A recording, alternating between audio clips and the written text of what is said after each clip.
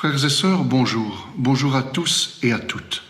Si je prends la parole encore aujourd'hui, c'est parce que je tenais absolument à le faire, étant donné qu'il s'est passé quelque chose aujourd'hui de spécial dans ma vie ou dans la vie des gens de notre communauté. C'est-à-dire qu'aujourd'hui, nous avons perdu un frère en Christ. Notre frère Daniel est parti après être resté quelques semaines dans le coma à cause de ce satané virus. Et je dis bien satané parce que c'est de là qu'il vient. Et il est parti rejoindre notre Seigneur et notre Sauveur Jésus-Christ aujourd'hui. Je suis sûr de l'annoncer. Vous savez, dans beaucoup de communautés protestantes ou autres, on a peur de dire « je ne sais pas s'il est avec le Seigneur ou pas, je ne connais pas sa vie ». Moi, je peux affirmer avec certitude qu'il a rejoint le paradis, mais qu'il a rejoint la maison du Père. Avec grande certitude. Pourquoi ? Eh bien, tout simplement, et c'est ça que je voulais partager avec vous, c'est que, vous savez, avoir la tête pleine de versets bibliques et de faire la morale aux gens, c'est très bien. Vous savez, connaître des choses bibliques et se dire que Dieu fait ci ou Dieu fait là, et c'est très bien. Mais l'amour de Dieu ne se mesure qu'avec les actions que Dieu nous demande de faire. Et j'avais à cœur de vous dire ceci.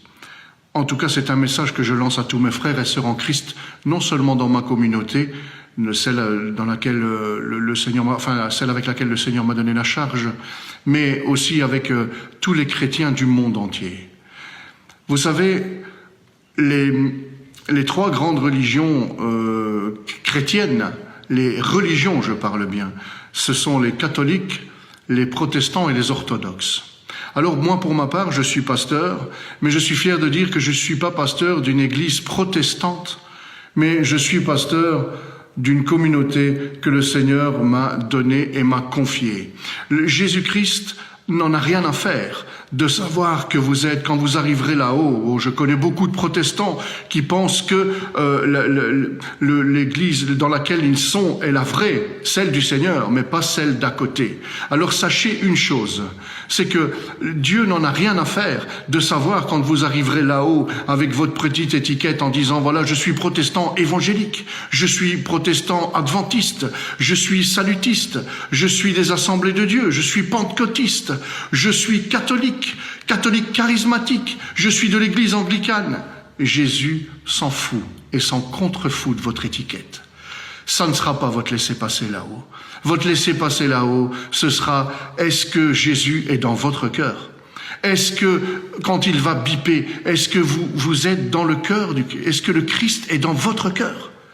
C'est ça qui est important. Vous savez, la Bible est claire. Elle dit, allez, faites de toutes les nations des disciples. Baptisez-les au nom du Père, du Fils et du Saint-Esprit et enseignez-leur tout ce que je vous ai transmis, enseigné. Transmettez-leur ça aussi. Jésus-Christ ne cherche pas des chrétiens. Sachez-le. Le plus grand des chrétiens, c'est le diable. Parce que si être chrétien, c'est reconnaître que Jésus-Christ est le Fils de Dieu, que Jésus-Christ est Dieu lui-même qui est venu sur cette terre, mourir sur cette croix pour terrasser le péché, pour prendre votre péché à sa place et ainsi vous donner le pardon du Père. Si vous croyez ça, sachez que le diable aussi le croit. Le diable le sait. Et si c'est ça être chrétien, eh bien le diable est le plus grand des chrétiens. Ça n'est pas ça être chrétien. Et Jésus ne cherche pas des chrétiens. Il cherche des disciples. Alors peu importe votre communauté, peu importe la dénomination de votre communauté, peu importe si vous êtes catholique, si vous êtes protestant, si vous êtes orthodoxe, peu importe. Le seul chemin qui mène au Père, c'est Jésus-Christ. Voilà ce qu'il a dit. Jésus a dit, je suis le seul chemin qui mène au Père, il n'y en a pas d'autre. Celui qui me connaît aussi le Père. Voilà ce qu'a dit Jésus. Et quand les deux larrons étaient sur la croix, il y en a un qui s'est moqué de lui, et puis l'autre qui a dit, attends, parce que nous on a ce qu'on mérite. Mais toi, Seigneur, quand tu seras dans ton paradis, est-ce que tu peux penser à moi ? Et Jésus va lui répondre, aujourd'hui même tu seras au paradis avec moi.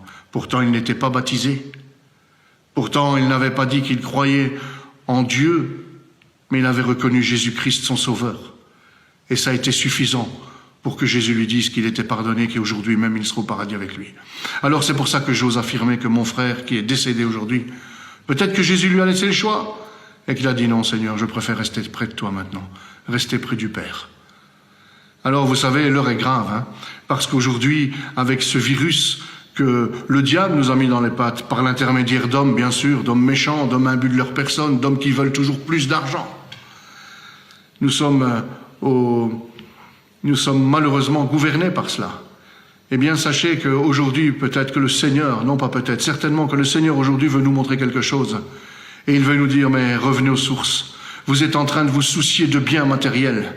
Vous savez, quand Jésus a dit, les oiseaux du ciel ne demandent rien, ils ne travaillent pas, et pourtant le Père les nourrit.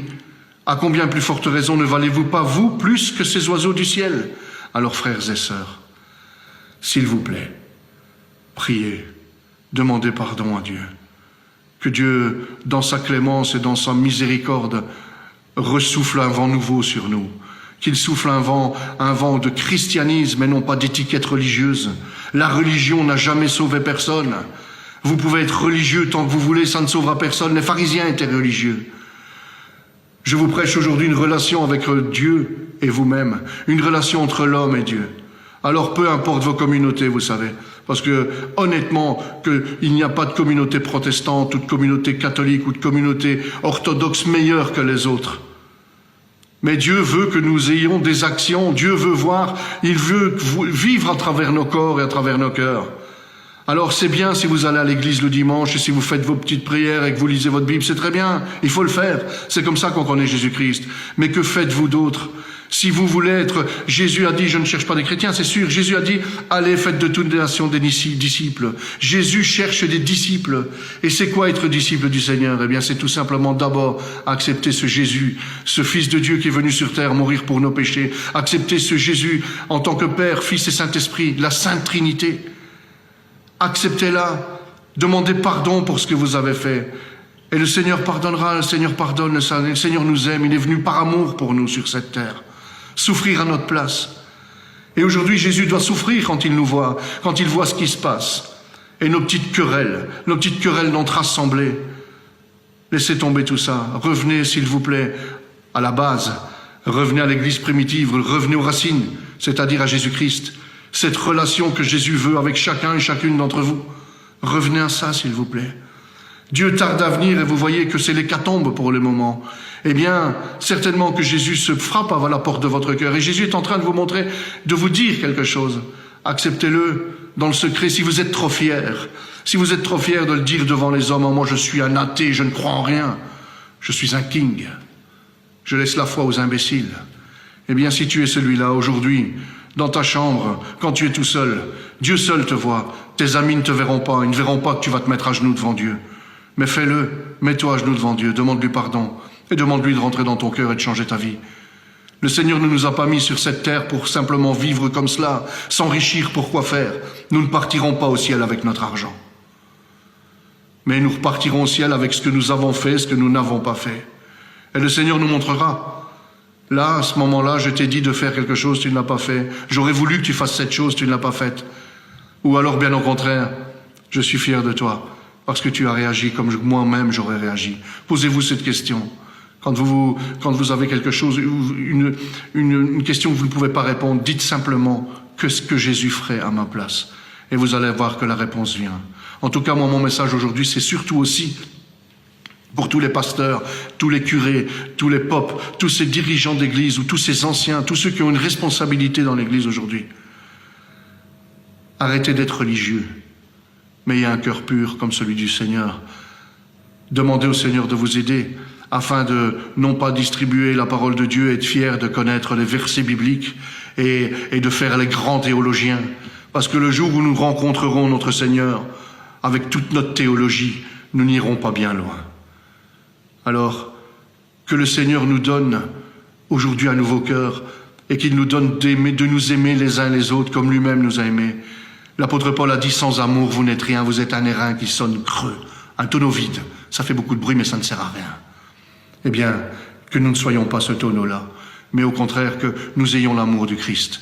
Et que nous, aujourd'hui, durant ces moments difficiles, nous puissions de nouveau nous recentrer sur ce qui est primordial, c'est-à-dire le Seigneur, sa création et sa créature, la nature et sa créature. Aimons-nous les uns les autres, faisons du bien autour de nous. Aujourd'hui, nous restons confinés. Aujourd'hui, sachez qu'il y a des gens qui ne sont pas confinés. Il y a des gens qui sont dans la rue. Et je voulais m'adresser justement à tous ces pasteurs, tous ces dirigeants d'églises. Sortez de vos églises. Ne restez pas dans votre église simplement à prêcher la bonne parole à tous ces fidèles qui viennent le dimanche. C'est très bien ce que vous faites. Il faut le faire. Je ne dis pas qu'il ne faut pas le faire.